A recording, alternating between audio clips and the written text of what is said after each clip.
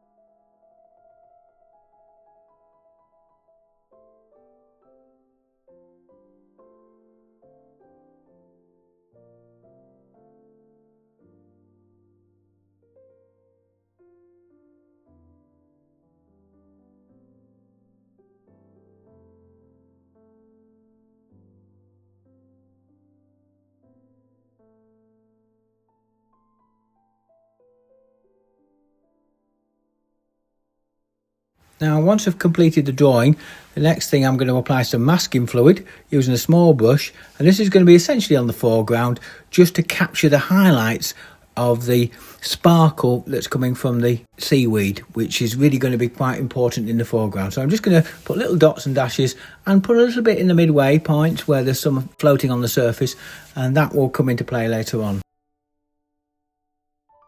Okay, so I'm now going to set out my colour story on the palette, and we're starting with the sky, and I'm going to use cerulean blue, a cobalt cerulean blue is the first one. Instead of just cobalt blue, it's giving a little bit more punch to the sky, and then I'm going to mix in, addition to that, some Prussian blue, and alongside that I'm going to have some alizarin crimson that gives a nice range of colours for the blue and the transition to the horizon.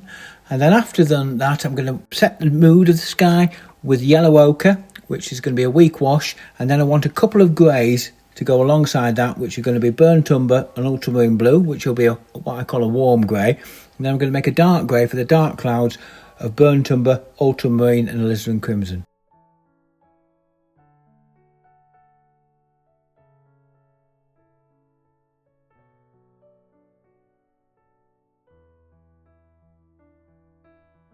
So we'll start with the sky. First thing I'm going to do is wet the paper with some clear water. I'm going to leave a couple of patches of white area just dry, so there will be element of crisp cloud areas. So I'm not going to lift off, I'm just going to leave the white paper this time. And then I'm going to start with the undercolour, which is going to be the yellow ochre, which from the top of the paper, bring that down. It's quite pale, but it's going to go into there, just float into the sky. And then below that, I'm actually going to use a little bit of very pale cadmium red, just to give that colour change. It gives that little bit of warmth into the sky, and that'll be the first of the underwashes, and just let those soak in for a moment.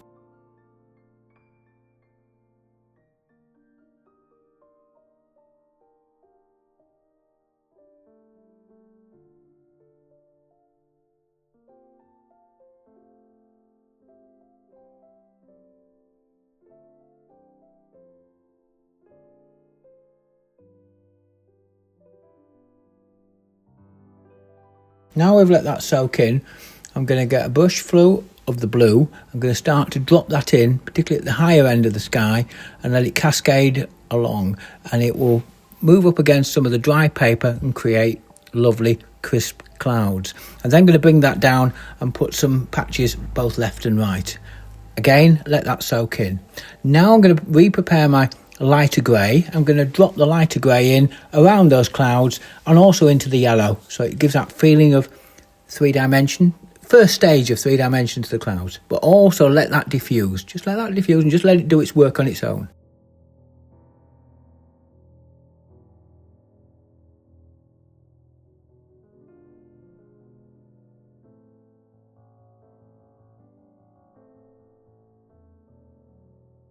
As I reach the bottom of the page near the horizon, I'm conscious that I want a little bit more of the blue coming through, so I'm going to add a little bit more blue on there, just pale, just to give the feeling of light coming through the clouds onto the horizon.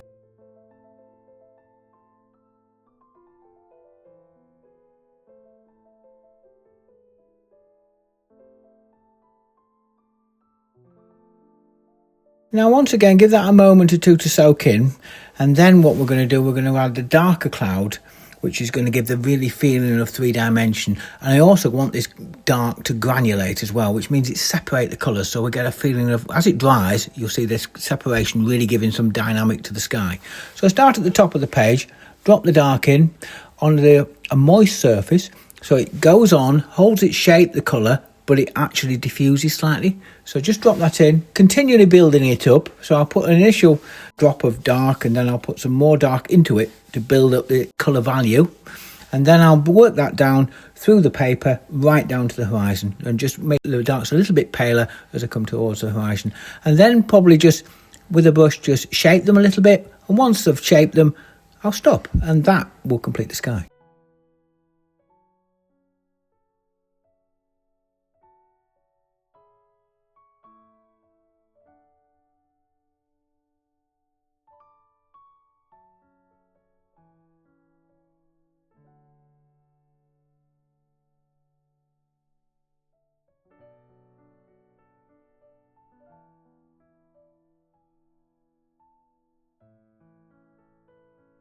Now, while we're letting that dry, I've got to say a big thank you. We've got 7,500 subscribers, which is massive for a channel of this size and this age.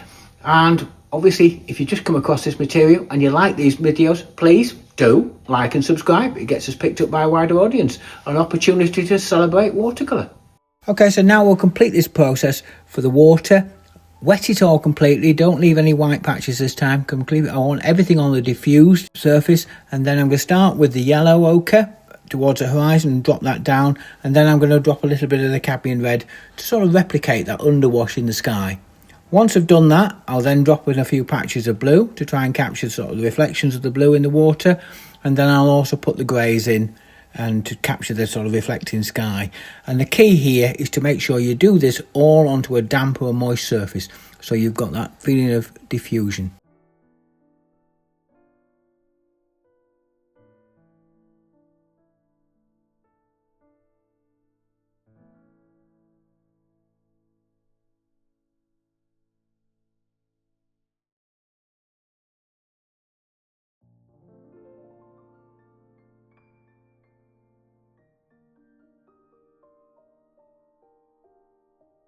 Just before we finish on the water, I'm also going to get some of the blue, grey with a little bit of crimson in it, and just drop that in for the reflections of the town in the water with a few vertical strokes. And then I'm also going to put some horizontal strokes on the left and on the right just to capture the clouds coming into the water.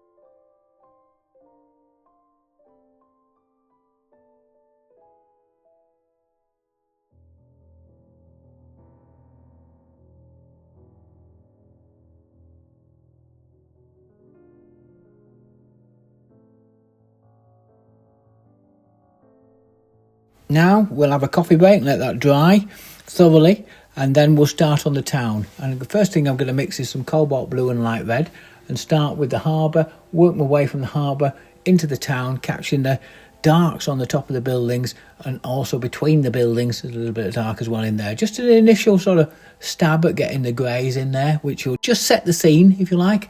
And then as I work my way along, I'm also going to use some of the yellow ochre, just cascade that into the buildings, particularly as you can see there's some darker buildings as opposed to the lighter buildings. Just work those way across. Once I've done that, I'm going to let that settle, and then going to make a stronger mix of both the cobalt blue and the light red, and start putting a little bit more detail, a little bit more definition into those buildings.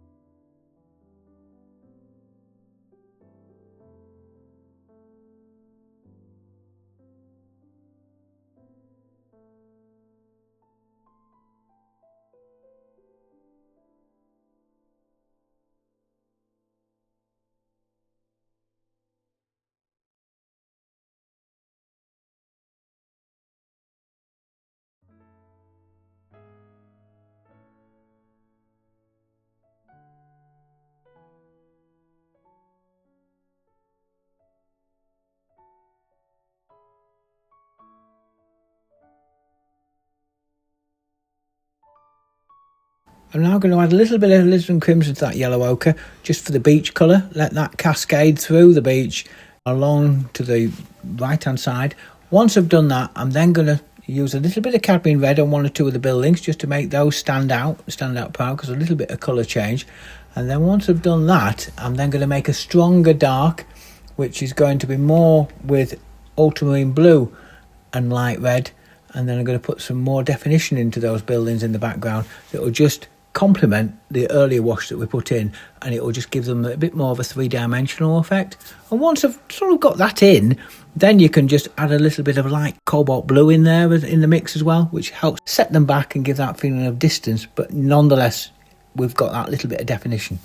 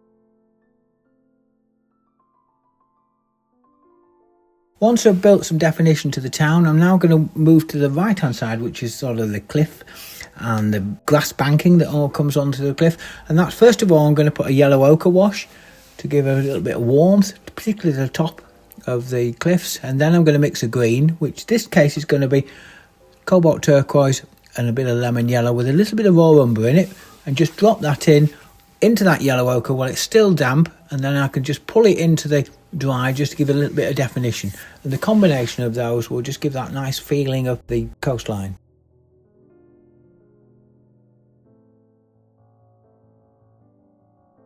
Okay, so now we've got that grass coastline in place, I'm now going to move forward to the floating seaweed and the rocks in the foreground that's got that glisten about them.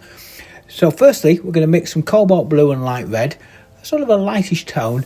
I'm going to cascade that in the distance and try to capture the essence of the area where we've got this seaweed floating, and both with the rocks. And I'll start with the left, put that in, bring it forward. As I got quite a good start, I'll then drop in a little bit darker into it as I go. So you've got that little bit of diffusion of lighter grey and darker grey. The darker grey is pretty much on the palette now. It's ultramarine blue, burnt umber and alizarin crimson. We'll drop a little bit of that amongst it so we get that transitional range of greys.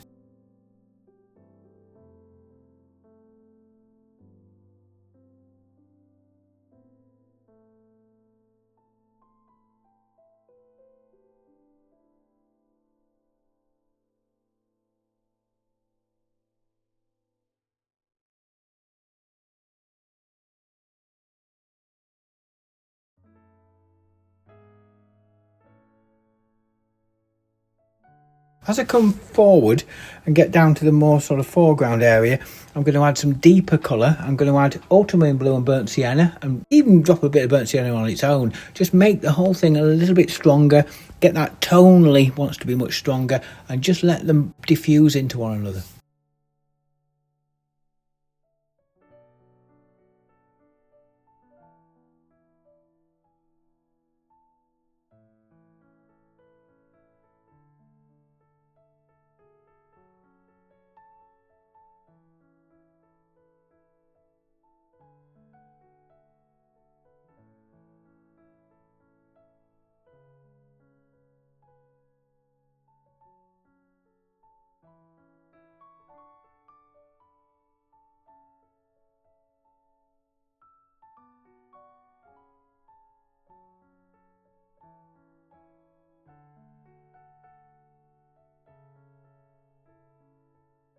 Now I'm going to work over to the right hand side, continuing this lighter grey to capture the seaweed. But what I'm going to do, as long as I work my way through with the lighter grey, I'm also going to drop some deeper burnt sienna into the mix there. I'm going to put all that greys and browns in place, but leaving gaps for the mossy seaweed effectively. So I'm going to build up all that darker colour first.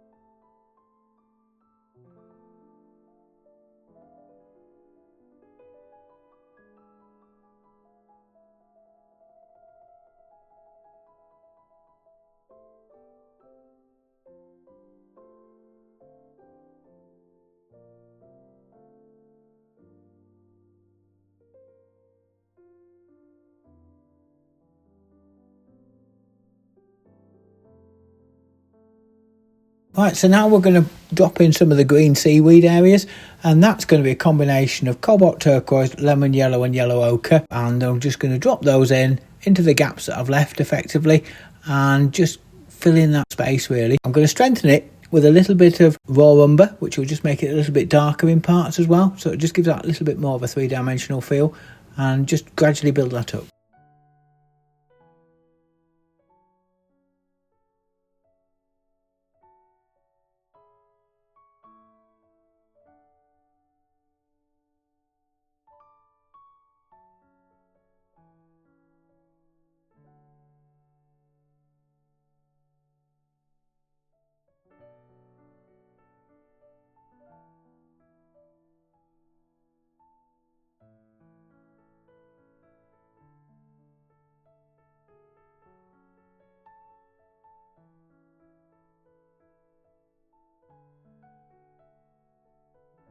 I'm now going to pick a little bit of that grey into that yellow ochre that I've got in the top of the palette, alongside a little bit of alizarin crimson to make a little bit of a purple dark, and I'm going to drop that into the distance and gradually bring that forward, and it will just give that little bit of colour change and help to sort of recede the foreground into the distance.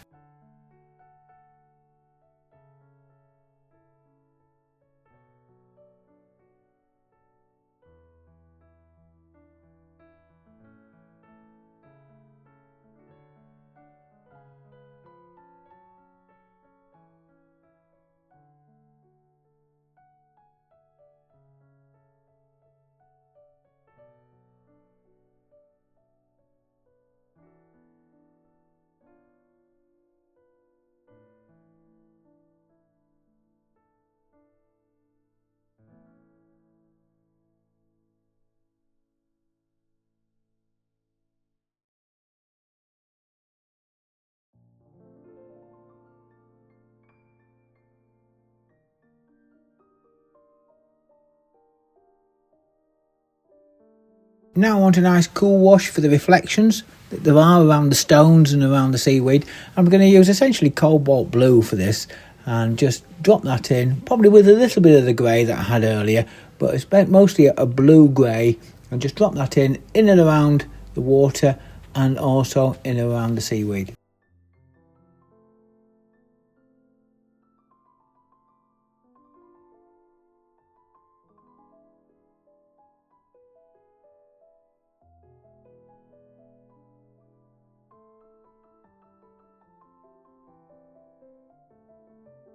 Now once I've got that darks in, those reflections in, I'm now going to go back to the grass on the cliff edge, and I'm going to drop a little bit of this darker green into that grass area and build up a little bit of shadow, and it will just give a little bit more of a three-dimensional feel to the cliff and the grassed area.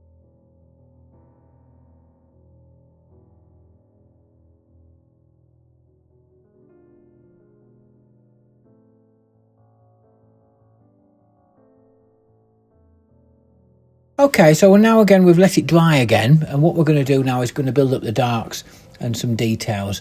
And I'm going to use my darker grey, which is basically the ultramarine blue, burnt umber and alizarin crimson, and then I'm just going to drop those in, some dark marks in amongst the seaweed, around the stones, in amongst the floating seaweed, and just give that feeling a little bit more definition and build up that feeling of depth in the colour. I now want to just reinforce the greens in the seaweed, and I'm just going to get that cobalt turquoise with a little bit of lemon yellow and raw umber back into that green area in my palette. Just build it up a little bit and then drop this into the darker areas on the greens and around the seaweed, just to give a little bit of a feeling of depth to that as well.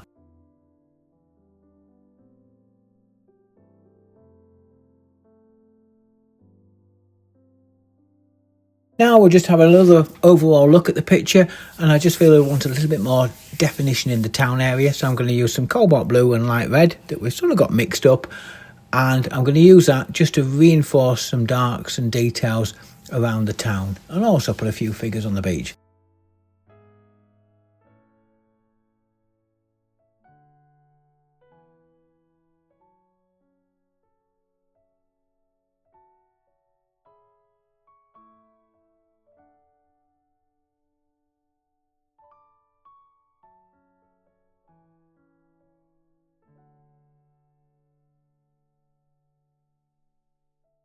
And then I'm also going to add a little bit of shadow to the rocks and the cliffs using a little bit of cobalt blue in amongst the green mix that I've got, just to give that little bit of definition. And I'm also going to use a little bit of a darker grain just on the top of the cliff to give a feeling of trees in the distance. Now I'm looking at wanting to catch those delicate ripples in the water. It's all dry now, the paper, and what I'm going to do is I'm going to get that purple earlier wash that we had for the sky, which was that cobalt and a little bit of crimson, and just get a weak wash of that and just put some brush marks delicately onto the surface, and that will just give those delicate ripples.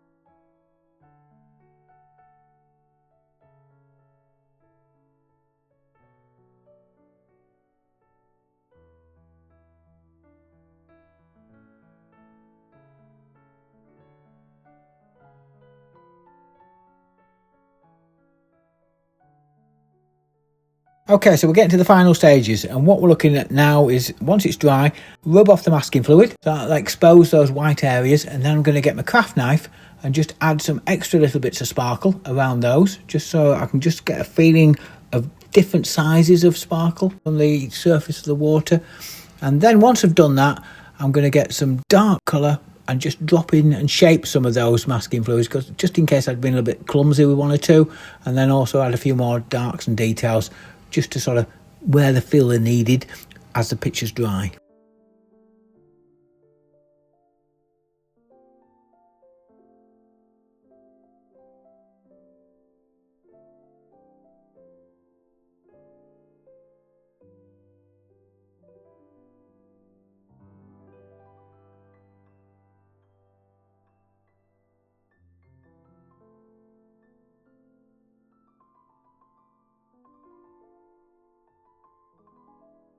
Okay, so now we're going to do something different. This is where we'd probably have left it in the past and just leave it, but in this case, because I've got seaweed, I want to kind of capture that sparkle, and I want to get that shine even in the dark. I'm going to use a solution called gum arabic solution, which is a glaze to the watercolour, something that is really effective. Use sparingly, but something that will be really effective. So what I'm going to use is, straight out of the bottle with a small brush, I'm going to put a little bit on the palette, add a bit of water to it, and then apply it to those dark areas in the picture, and that will just give you that extra bit of sparkle.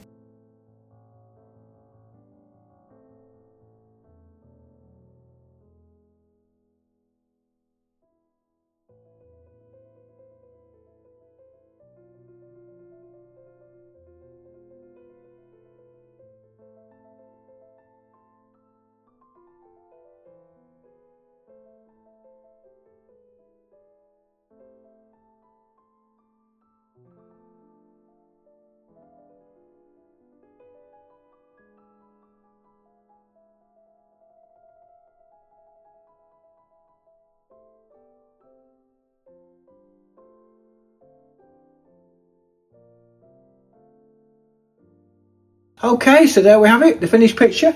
I put a mount around it. It's a bit of a panoramic show, this one, but a bit longer, but I think it suits the scene, being a seascape with the town in the background.